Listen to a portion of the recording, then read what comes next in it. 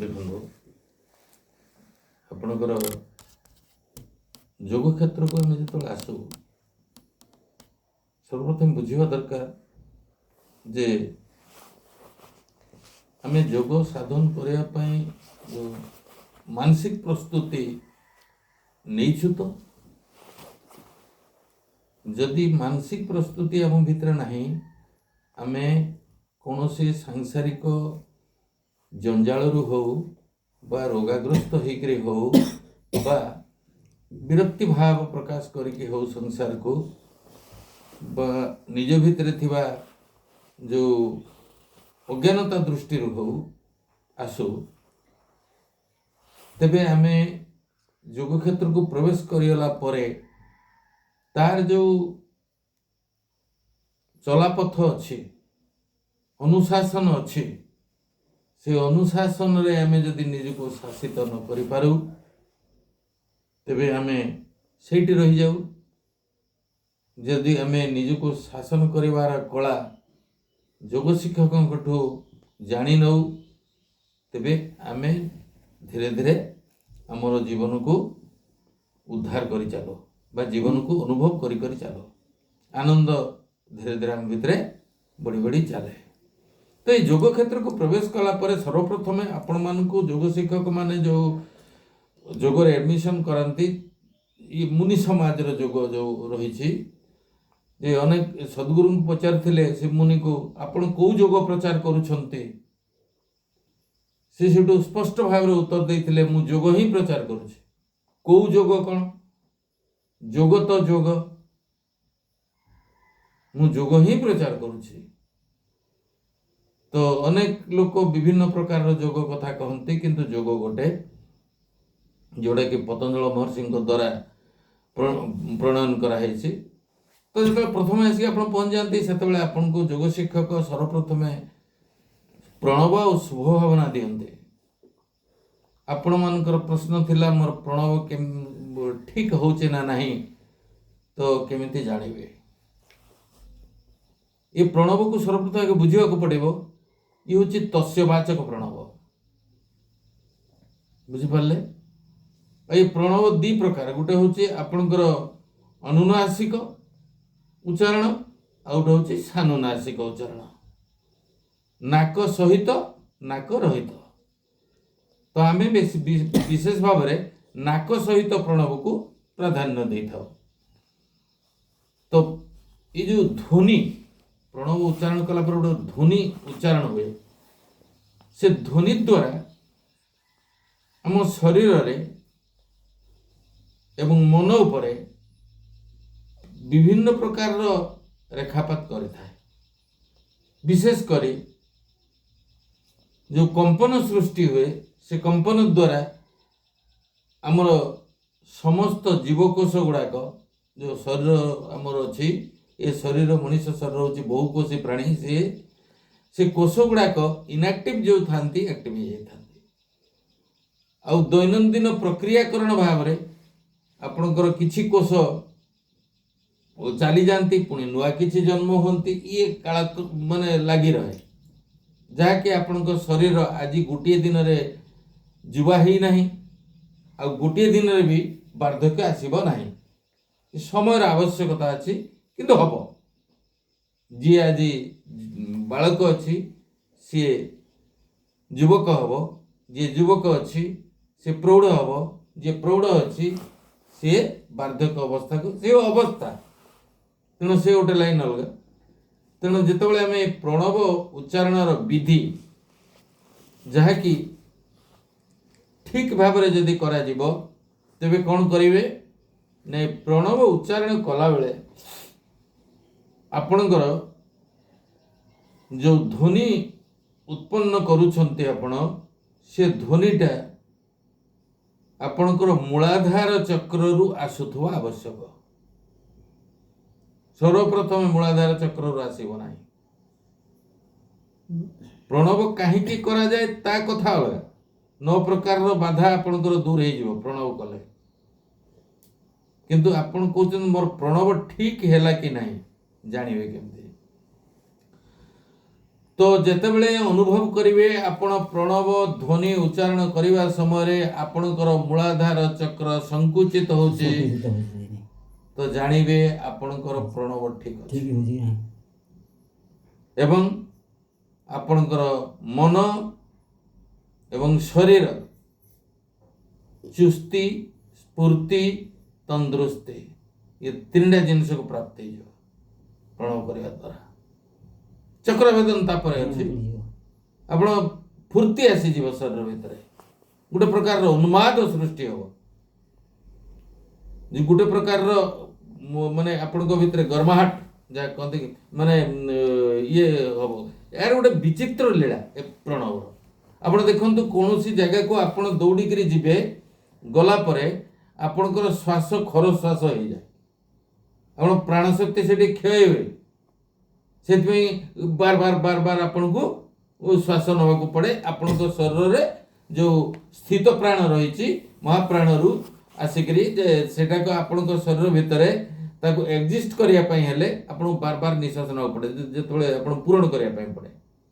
किंतु प्रणव करने द्वारा यदि प्रणव ठीक उच्चारण हुए आपणकर श्वासर गति कमिजिव किंतु प्राण आपण भीतर दुर्बल हम ना आप प्राणवंत हे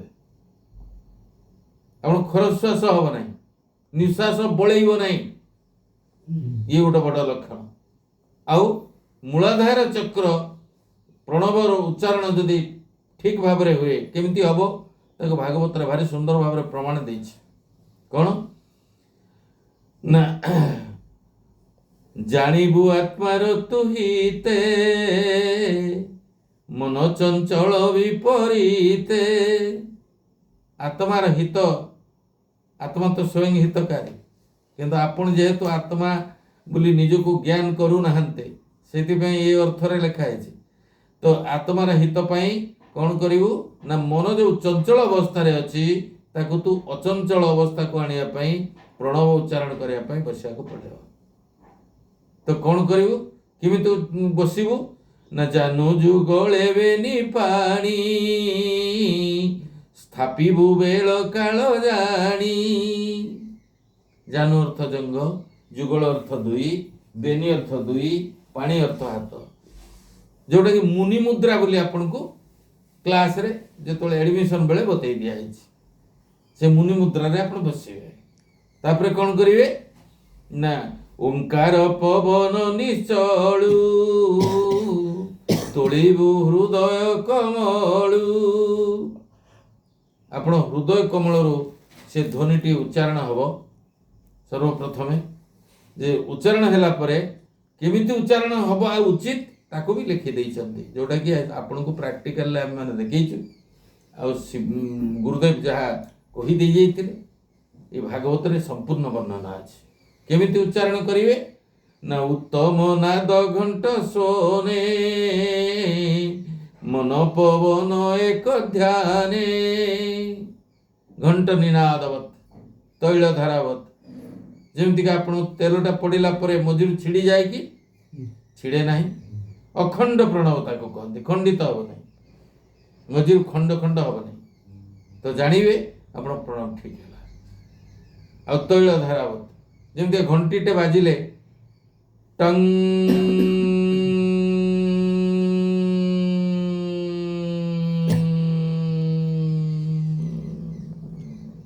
छिड़ी छिड़ी आसे ना धीरे धीरे कमी कमी आसे छिड़े नहीं खंडित तो हुए नहीं अखंड प्रणव ताको से आपणकर जे ये हूँ ये प्रकार जप आप करेंगे जे उत्तम नाद घंट सोने मन पवन एक ध्यान कले कौन हम ना नीरते अंग पुलकित नयनु अश्रु जलपात नीरते माने आपण को सही समय कौन हम ना आपणकर ये शरीर पुलकित हो रोमांच होकर शरीर एमतीका अवस्था सृष्टि हो आउ ये भावश्रु ये नयन धीरे धीरे गली पड़े जमतीका आपण कौन ବସ୍ତୁରେ ଯଦି ଅତି ଆକର୍ଷଣ ଥାଏ ତା ଦେହରେ ଆପଣ ଭାବ ଯୋଡ଼ି ଥାଏ ତାକୁ ଯେମିତି ପ୍ରାପ୍ତ ହେଲା ପରେ ଆପଣଙ୍କ ଭିତରେ ଗୋଟେ ଆନନ୍ଦ ଆସେ ଇଏ ବସ୍ତୁ ଆନନ୍ଦ ତ ଆପଣଙ୍କର ବ୍ୟକ୍ତି ଆନନ୍ଦ ବି ଅଛି କୌଣସି ବ୍ୟକ୍ତିକୁ ବହୁତ ଦିନରୁ ଦେଖି ନାହାନ୍ତି ଯଦି ହଠାତ୍ ଦେଖା ହେଇଗଲେ ସେଥିରେ ବି ଆପଣ ଆନନ୍ଦିତ ହୁଅନ୍ତି ଇଏ ସବୁ ହେଉଛି ଇନ୍ଦ୍ରିୟଜ ଆନନ୍ଦ କିନ୍ତୁ ଯେ ପ୍ରଣବ ଉଚ୍ଚାରଣ କଲା ପରେ ଯେତେବେଳେ ତଦ୍ଗତ ତଲ୍ଲୀନ ଅବସ୍ଥା ଆପଣଙ୍କ ଭିତରେ ସୃଷ୍ଟି ହେବ ତ ସେତେବେଳେ ଯେ ଆପଣଙ୍କ ଚକ୍ଷୁରୁ ଏ ଭାବଶ୍ରୁ ତା କହନ୍ତି ପ୍ରେମାଶ୍ରୁ ଏ ଧାର ଧାର ହେଇକିରି ଗଳି ପଡ଼ିବ ଯେତେବେଳେ ମଣିଷ ତା ନିଜକୁ ଭଲ ପାଇ ବସିବ ଆମେ ସବୁ ଅନ୍ୟକୁ ଭଲ ପାଉ ନିଜକୁ ଭଲ ପାଇବାର କଳା ବା ମୁଖଶାଳା ହେଉଛି ପ୍ରଣବ ତେଣୁ ଯେତେବେଳେ ପ୍ରଣବ ଠିକ୍ ସେ ଉଚ୍ଚାରଣ ହେବ ଆପଣଙ୍କ ଭିତରେ ଅନୁଭବ କରିପାରିବେ ଆପଣ ଯେ ପ୍ରକୃତରେ ଇଏ ଯେଉଁ ଧ୍ୱନି ଯେଉଁ ଜାଗାରୁ ଆସୁଛି ସେ ଜାଗାଟା କ'ଣ ତ ସେଥିପାଇଁ ତ ଗୁରୁଦେବ ଲେଖିଥିଲେ କ'ଣ ଯେ ତାଙ୍କର ଏ ଯେଉଁ ଶିବୋହମ ଜପ ପାଇଁ ଗୋଟେ ଲେଖିଥିଲେ ଜପ କି ସମୟ ଯିବି ନେଇ ଡୋଲେ ଯେ जब की समय जीवी नहीं डोले मन के त्रिकुटी भीतर बोले खूब सोच लो मन में कह मन से मन में जपो शिव तेणु ये एतिकी जदि होथो ताले जानिबे आपनकर प्रणव आपनकर ठीक होछि आ प्रणव करि सारिया परे जदि आपण चाहुथबे मु केवल प्रणव करिकि पळेबी मोर आज काम अछि तो केबे भी आपण चक्रभेदन न करके रही परिबे नाही यदि प्रणव ठीक है गला तेबे आपण चक्रभेदन करबा पई निश्चित भाव रे इच्छा शक्ति जागृत हो एवं प्रणव रु जो आनंद माने प्रणव उच्चारण करबा द्वारा आपणकर 9 प्रकार बाधा मध्य दूर हे जीवो जोटा कि व्याधि स्थान संशय प्रमाद आलस्य अविरति भ्रांति दर्शन अलब्ध भूमिकत्व अनवस्थित तो ये 9 प्रकार बाधा जो जोग पाई रुहे हम जोग साधन करने पाई 9टा बाधा रुहे ना ये 9टा बाधा आपण भीतर दूर हो जाओ तो जानिए प्रणव ठीक है मोर कौन से बाधा रहा ना व्याधि व्याधि 2 प्रकार गोटे हूँ मनर व्याधि आ गोटे हूँ शरीर व्याधि आपण भीतर मानसिक भाव में आप जो जदि आपण जानते 80% रोग मन रुहे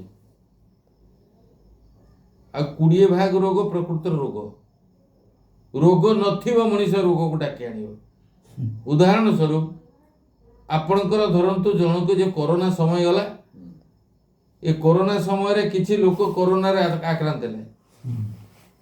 तो जणे व्यक्ति कोरोना रे आक्रांत हेछि आ से कोरोना आक्रांत व्यक्ति पाक को आ जणे मुनि भाई देखिया को चल गले आ से रूम भीतर को अधा पसिकरी देखिकरी आसिला परे आपण जेतळे बाटे रे आछते सेतळे आपण को भीतर ए भावना हो नाही तो मो मो मो शरीर भीतर को कोरोना जीवाणु प्रवेश कला नहीं तो जदि ए भावना आपण को भीतर आछुची तेबे निश्चित भाव रे आपण दुर्बल अछंती आपण को भावना क्षेत्र रे आपण दुर्बल सेदिमे गुरुदेव कोन कले ना प्रणव सहित शुभ भावना आपण को दै तो आपण भाविबा द्वारा आपण नर्व सिस्टम कौन है ना वीक है जो नर्व सिस्टम जमी कौन जादृशी भावना जो सिद्धिर्भवती तादृशी जी जेमिति भाविची से सेमिति करिची आ जी जेमिति करिची से सेमिति पाइची तेणु से पाकल कौन ना कर्म जे भल कर्म मंद कर्म तो कर्म गोटे माने सुख आ दुख जे सुख कहीं आम अनुभव करुचु दुख कहीं आम अनुभव करुचु ना आम जिते वस्तु सहित एकात्म बोध करुचु वस्तुर अंतराय आमको अंतर आमको दुख दौची वस्तुर प्राप्ति आमको सुख दौची जिते प्राप्ति आउ अप्राप्ति ये दीटा बाद रे जो जहा द्वारा आमे आकु जानुचु ता पाखे रही जीवु तेबे ना सुख हो ना दुख हो तेणु सुख दुख चिर नुहंती जगते सभिकर अछि क्षय আজি যা জীবন হরসরে পুণ্য কালি কি বিষাদময় ये साधारण लोक मानकर कथा तेणु से आपण भितर समता आसव प्रणव जप द्वारा आपण भितर गोटे समता आसव समान भाव आपण सब माने वस्तु को निरीक्षण करके देखिए प्रत्येक वस्तुर तार प्रकृत स्वरूप को आपण जानिया पई ये प्रणव परे आपण जो जोग साधन भीतर को प्रवेश करें ना जोगर अंग गुड़ाक जानीजे उपांग गुड़ाक जानीजे एवं ताकू ठीक ठीक भाव सूत्र माध्यम आपण ताकू जदि साधन करी चलिए तेबे हब कौन ना शेष या हब जे लघुत्तमारोग्यं मललोपतं वर्ण प्रसादं सर्वश्रेष्ठ वंच गंध शुभ मूत्र पुरीश योग प्रवृत्ति प्रथमा वदंती काले हमर थिला ए क्लास जे दुई 13 तो तेणु जितेबाला एतिकी करेंगे एतिकी तटका लाभ आपन को मिल जाव तेणु प्रणव ठीक जितेबाला हो सेतेबाला आपणकर मनोदशा शांत हो जाव बाहर आ मन भ्रमित हब नहीं से भीतर को जीवापाई ता भितरे आनंद खेल तेणु कहा द्वारा आपणकर जे ये प्रणव जपर जो विधि ठीक भाव में हो कि ना तो एक कथा आपण को जी देला सी कही पारे ना तांकोटा सी देखिए मुझे जो कारण गुड़ाक बतई दे गले या हम हेले जाइए जानवे आप प्रणव ठीक हो खाई सारी संगे संगे जब प्रणव कर हेनी ना खाली पेट थिबे ना पेट फुल थी जोटा कि आपणकर ब्राह्म मुहूर्त आपन करेंगे तेणु ये प्रणव जो स्त्यान होची जोग साधन रे अनुत्साह ये जिनस आपन भीतर रही बुझिपारे तेणु से मन जो दरज हो ये जिनस भी रही कहीं मन दरज को मालिश मन दरज को मालिश ना मन दरज जार मालिश औषध अच्छी नहीं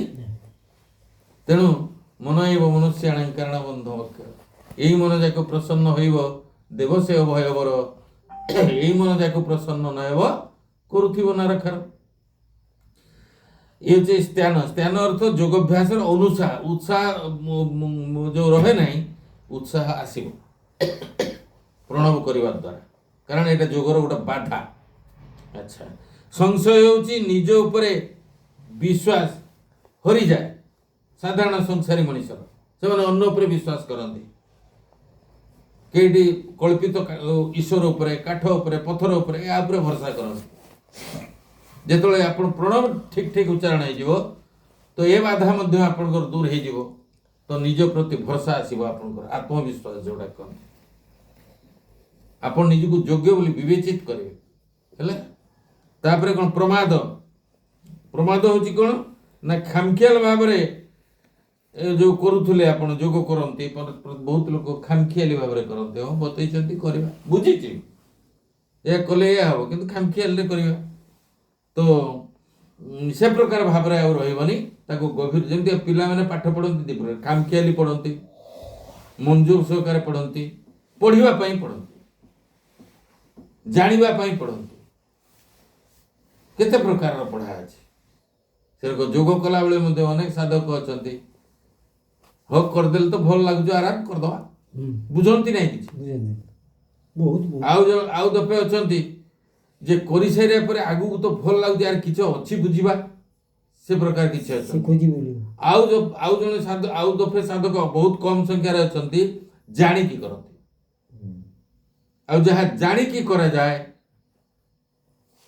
ସିଏ ଜ୍ଞାନ ଉଦୟ ହେବ। ଆଉ ଯାହା ନ ଜାଣିକି କରନ୍ତି ଆପଣ ଜ୍ଞାନ ପାଖରେ ଥାଇ ମଧ୍ୟ ଜ୍ଞାନୀ ହେଇପାରିବେ, ଜ୍ଞାନ ଆପଣଙ୍କ ଭିତରେ ହେବ। ଆଚ୍ଛା, ଇଏ ହେଉଛି ପ୍ରମାଦ। ଆଳସ୍ୟ ଏବଂ ମନୁଷ୍ୟାଣ ଶରୀରସ୍ଥ ମହାରିପୁ। ତ ଆଳସ୍ୟ ମଣିଷ ଗୋଟେ ଏ ପ୍ରକାର ଜିନିଷ, ଅଳସୁଆ କଟିଯିବ ଆପଣଙ୍କ ଭିତରେ, ଅଳସୁଆ ଆଉ ରହିବେନି, ଆପଣ ଆକ୍ଟିଭ ହେଇଯିବେ। ଆଚ୍ଛା, ଅବିରତି ବିଷୟ ଦ୍ୱାରା ଇନ୍ଦ୍ରିୟ ସଂଯୋଗ ହେତୁ ଆସକ୍ତି ବୋଧରୁ ଯେଉଁ ଯୋଗକୁ ଆପଣ ଛାଡ଼ିଦିଅନ୍ତି। ପ୍ରତ୍ୟେକ ଯେଉଁ ଅଛି ନେତ୍ର ଦେଖିଲା ଗୋଟେ ବସ୍ତୁ ଉପରେ ପଡ଼ିଲା, ମୋବାଇଲ ଉପରେ ପଡ଼ିଗଲା, ମୋବାଇଲର ଆକର୍ଷଣ ଆପଣଙ୍କୁ ରହିବନି। ଆଉ କିନ୍ତୁ ସାଧାରଣ ଲୋକଙ୍କର ଅଛି, ହେଲେ ହେବ ନହେଲେ ନ ହେବ, ସେ ସ୍ଥିର ହେଇଯିବ ଯୋଗ କରିବା ପାଇଁ କ୍ଷମତା ଅର୍ଜନ କରିବ, ଇଏ ବାଧା ମଧ୍ୟ ଦୂରେଇଯିବ। ଆଉ ଏ ହେଉଛି ଭ୍ରାନ୍ତି ଦର୍ଶନ। ଭ୍ରାନ୍ତି ଦର୍ଶନ କ'ଣ? ଇଏ କହୁଛନ୍ତି ସିନା, ଏତେ ଶ୍ଲୋକ ମୋର ମନେ ରହିବ ନା, ମୁଁ କ'ଣ କରିପାରିବି ନା କରିପାରିବିନି ବୋଧେ,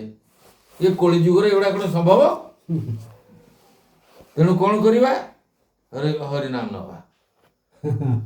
କିସ ହଉଛି କ'ଣ ନାହିଁ କିଛି ବୁଝିବାନି, କିନ୍ତୁ ବେଦ ପରିଷ୍କାର କରି କହିଦେଲେ ତମେ ଯେତେ ନାମ ନଉଛ ନିଅ, ଯାହା କରୁଛ କର, ଜ୍ଞାନେନ ମୁକ୍ତି।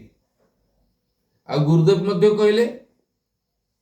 ନାମରେ ଶକ୍ତି ଅଛି, କହିଲେ କି କୋଉଥିରେ ଶକ୍ତି ଅଛି? ଜ୍ଞାନରେ ଶକ୍ତି ଅଛି। ଆତ୍ମ ଜ୍ଞାନ ହିଁ ସବୁଠୁ ବଡ଼ ଜ୍ଞାନ। ମୁଁ କାହାକୁ ବିରୋଧ କରୁନି, ସେ ତାଙ୍କୁ ନେଇପାରନ୍ତି ନାମ, ମୋର ବିରୋଧ କରିବାର କୌଣସି ଅଭିପ୍ରାୟ ହିଁ ନାହିଁ କାହାକୁ। କିନ୍ତୁ ବାସ୍ତବ ସତ୍ୟ ହେଉଛି ଆପଣଙ୍କର ଯେତେ ପର୍ଯ୍ୟନ୍ତ ନଲେଜିୟସ୍ ନ ହେଇଛନ୍ତି, ଯେତେ ପର୍ଯ୍ୟନ୍ତ ଜ୍ଞାନୀ ନ ହେଇଛନ୍ତି, ଆପଣ ବହିଟାକୁ ଧରିକି ଯଦି କହିବେ ଯେ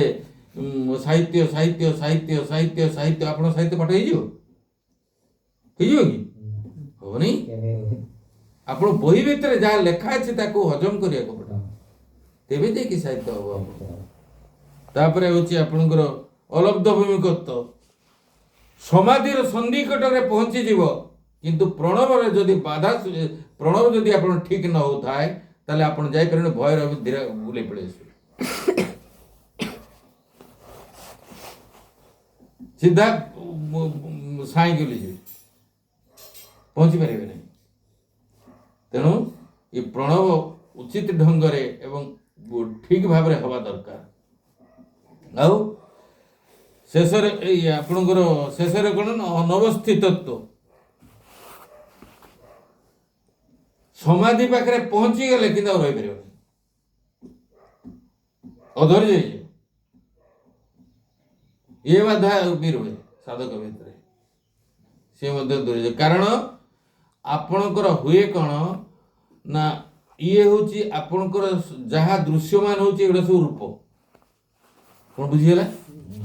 ଆପଣ ଯେଉଁ ଯୋଗର ବିଭୂତି, ଯେଉଁ ଆପଣ ଯୋଗ ଚିତ୍ତବୃତ୍ତି ନିରୋଧ, ଆଉ ଯୋଗର ଅର୍ଥ କ'ଣ? ଚିତ୍ତବୃତ୍ତି ନିରୋଧ। ଚିତ୍ତବୃତ୍ତି ନିରୋଧ କଲେ କ'ଣ ହବ ନା, ତଦାଦୃଷ୍ଟ ସ୍ୱରୂପେ ଅବସ୍ଥାନ। ଏ ଯେଉଁ ସ୍ୱରୂପରେ ଅବସ୍ଥାନ କରିବାକୁ ଯିବ, ଏଗୁଡ଼ାକ ଆପଣ ଦୈନନ୍ଦିନ ଅଭ୍ୟାସ କ'ଣ ଅଛି, ଯାହା ଜାଗତିକ ସଂସାରରେ ଆପଣଙ୍କର ଯେଉଁ ଜାଗ୍ରତ ଅବସ୍ଥାରେ ଆପଣ ଯେଉଁଗୁଡ଼ା ଦେଖୁଛନ୍ତି ସେଗୁଡ଼ା କ'ଣ? ଜଗତ। ଆଚ୍ଛା, ସେଗୁଡ଼ା ରୂପ ନା ସ୍ୱରୂପ? ରୂପଗା। ଆଚ୍ଛା, ଯଦି ରୂପଗା ଦେଖୁଛନ୍ତି ଆପଣ, ତ ଯେତେବେଳେ ସ୍ୱରୂପକୁ ଯିବେ ଏ ରୂପ ରହିବ କି? ରହିବ ନାହିଁ। ତ ୟାକୁ ଆପଣ ସତ ବୋଲି ଜ୍ଞାନ କରିଛନ୍ତି। ଇଏ ପୁଅ ଝିଅ ବନ୍ଧୁ ବାନ୍ଧବ ଜ୍ଞାତି କୁଟୁମ୍ବ କୂଳ ଏସବୁ ଜିନିଷକୁ ଆପଣ ଧରି ବସିକି ତାକୁ ଧାରଣା ଭିତରେ ରଖିଦେଇଛନ୍ତି ନା, ତେଣୁ ୟାକୁ ସତ ବୋଲି ଜାଣିଛନ୍ତି। ତ ଯେତେବେଳେ ଆପଣ ଏସବୁ ଜିନିଷ ଆପଣଙ୍କଠୁ ଇଏ ହେଇକରି ସ୍ୱରୂପ ଅବସ୍ଥାକୁ ଆପଣ ଯିବେ, ତ ସେତେବେଳେ ଏସବୁ ଜିନିଷ ରହିବ ନାହିଁ। ତ ସେତେବେଳେ ଆପଣଙ୍କ ଭିତରେ ଯଦି ପ୍ରଣବର ଯେଉଁ ଠିକ ହେଇନଥିବ ବା ଉଚିତ ଜ୍ଞାନ ଆପଣଙ୍କ ଭିତରେ ଉଦୟ ହେଇନଥିବ, ତେବେ ଆପଣ ସମାଧିରେ ପହଞ୍ଚି ମଧ୍ୟ ସମାଧିରେ ସ୍ଥିର ହେଇ ରହିପାରିବେ ନାହିଁ। କାରଣ ଭୟ ଲାଗିବ, ସମସ୍ତଙ୍କୁ ତ ହଜେଇ ଦେଲି ଆଉ ଲାଭ କିଛି ହେଲା। ସେଇଥିପାଇଁ ତ କୃଷ୍ଣ କହିଥିଲେ ଉଦ୍ଧବକୁ, ଉଦ୍ଧବ ଏ କଥା ବୁଝିବୁ, ତୁମଲେ ତତେ ତୁ ପାଇବୁ। ତେଣୁ ଅର୍ଥ ତୋ ଭିତରେ ଯୋଉ ଗୋଟାକ ମିଛ ଜିନିଷଟା ବଞ୍ଚିଛି, ସେଇ ଜିନିଷଟା ଯୋଉଦିନ ତୋ ଭିତରେ ଜ୍ଞାନ ପୂର୍ବକ ମିଥ୍ୟା ହେଇଯିବ, ସେତେବେଳେ ଯୋଉଟା ଅସଲ ସତ୍ୟ ତୋ ଭିତରେ ପ୍ରକାଶିତ ହେବ। ତୁ ସତ୍ୟଠୁ କ'ଣ ଅଲଗା? ଯେମିତିକା ଗ୍ରହଣ ଲାଗିବା ଦ୍ୱାରା ଚନ୍ଦ୍ର ପ୍ରତିଭାସିତ ହଉନାହିଁ, ଗ୍ରହଣ ହଟିଗଲା ପରେ ଚନ୍ଦ୍ର ପ୍ରତିଭାସିତ ହବ ନା ନାହିଁ? ହବ ନିହାତି। ଆଚ୍ଛା, ତ ତାହେଲେ ये जो ग्रहण सबुदिन रहे कि रहे नहीं, किंतु लोक माने कौन बुझंती, जदि आपण पाखरे पांजी न था पांजी माने के माने किछ सेमती विधि व्यवस्था न था, आपण कहते जे अंधार गला ये पूर्णमीटा केमती जन चली गला कोड मेघ उठैथिबो, ए कथा भी भाबंती आपण अनेक कुसंस्कार भी आपण को आम धारणा भीतर अच्छी ना, तो ये हूँ प्राकृतिक प्रक्रिया, एगुड़ा चलो जमती आपणकर हाथ आंगुठी को आप हल पारे कि आप चूल हलैबार अधिकार आपन ना, आप इच्छा शक्ति प्रयोग कर किसी करें जेते जहाँ कले मध्य। तो प्रत्येक जिनिस गोटे प्राकृतिक ढंग अच्छे, तेणु आपण प्रणव को जदि ठीक भाव में करा जाए तेबे आपण योग साधन करने संपूर्ण फिट हो जिवे एवं आपण धीरे धीरे धीरे धीरे योगर अंग एवं उपांग को भेद करी करी करी करी शेष आपण निजर स्वरूप अवस्था स्थित हेबे। तेणु स्वरूपस्थ हवा आ स्वरूप स्थिति रे रहिबा ए दुटा अलग जिनिस। आपण तो अनेक समय स्वरूपस्थ होइछन्ति, जेतेबेले आपण देखंतु आपण को शरीर अछि, आपण आखि अछि, एक कथा आपण केतेबेले जानନ୍ତି कहले देखिया, आपण जानिबे जे स्वरूप कोन, आपणकर आखि अछि ए कथार ज्ञान आपण को केतेबेले हुए, आखि रे जंत्रणा हेले कोन बुझियला बा प्रतिक्रिया हेले नले आखि अछि रे कोन मु चलती तो कोन स्वरूप रे नाथि मते देखाउ जे आपण स्वरूप रे अछथि। मुंड अछि केतेबेले जानिबे ना मुंड व्यथा मुंड, तेणु निरोग शरीर आपण केतेबेले बुझिबे ना जेतेबेले शरीर भान नाही मो भितरे, मोर निजर भान अछि कोन बुझियला। यही भाव में आप स्वरूप को अनुभव करी करी करी करी जीवे, जो स्वरूप बोध हम तो से विचित्र अवस्था जहाँ से करेंगे। तो या फल कौन हम आपणकर ना सांसारिक जो द्वंद्व बा दुख धीरे धीरे आपण भीतर हटिଯିव एवं आपण पाक जो समस्या पहुँचब ये योग साधन द्वारा ताको आपण तपस्या रूपांतरित करदे। समस्या और समस्या है कि रहिबनी ता तपस्या रूपांतरित हो जीवो। सेतिकी बेले आपणकर पाटरू गाई उठिबे कौन,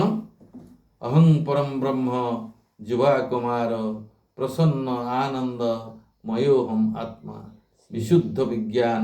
घनौते निर्मलं पूर्णचिदानंदमयो शिवहम शिवहम शिवहम शिव। जाओ धन्यवाद आपण माने आश्चंती एवं ता बाबद किसी शुणिले एवं किसी निजको साधन करिके निजको निजर आयत्तरे मन को रखंतु बा इंद्रिय मानकर कथा को बुझंतु। सर्वप्रथमे आपण अंतःकरण को पढ़िवार योग्यता आपण हासिल करंतु। जेते पर्यंत अंतःकरण उठुथवा वृत्ति को पढ़िवार योग्यता आम भितर हासिल ही नहीं सेते पर्यंत योगर ज करबे हम जान। ତେଣୁ ଅନ୍ତଃକରଣରେ ଉଠୁଥିବା ବୃତ୍ତିକୁ ଆପଣ ଆଗେ ବୁଝନ୍ତୁ। ବୁଝିଲା ପରେ ଆପଣ ତାକୁ ଧୀରେ ଧୀରେ ଜାଣିନେବେ। ସ୍ୱଜାତି ବିଜାତି, ସେଇଠୁ ଆପଣଙ୍କର ଧୀରେ ଧୀରେ ଆରମ୍ଭ ହେବ ପାହାଚ। ଯାହା ବି ହଉ, ଆପଣମାନଙ୍କର କଲ୍ୟାଣ ହଉ। ଆଉ ସମସ୍ତଙ୍କୁ ସପ୍ରେମ ଜୟ ଜୀ, ଜୟ ଜୀ, ଜୟ ଜୀ।